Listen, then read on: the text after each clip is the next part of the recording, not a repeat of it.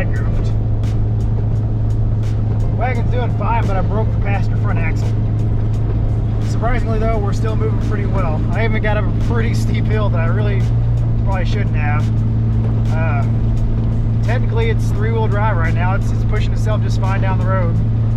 It's pulling a little bit, and that cup is definitely broke on that passenger front side. But we're going to try to make it home. I think it should be okay as long as nothing else happens. So, wish me luck. Holy crap! We got home with a broken axle. Well, that is a tribute to the LSD and probably being rear-wheel drive most of the time. Oh, that was sketchy. Let's see if I can pull that.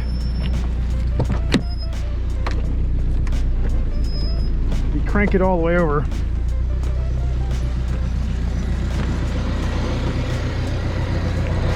Yeah, you can see that.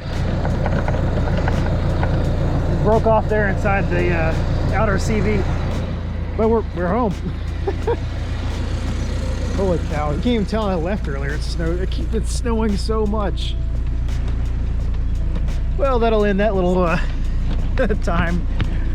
You can't say I didn't have enough fun on the wagon though. That's the very first time I've ever broken a passenger front.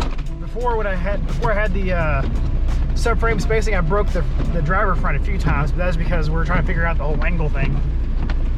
I can't complain. What a time. Whew. All right, I'm gonna go get this thing parked inside and go hang out. We'll see you guys. Peace.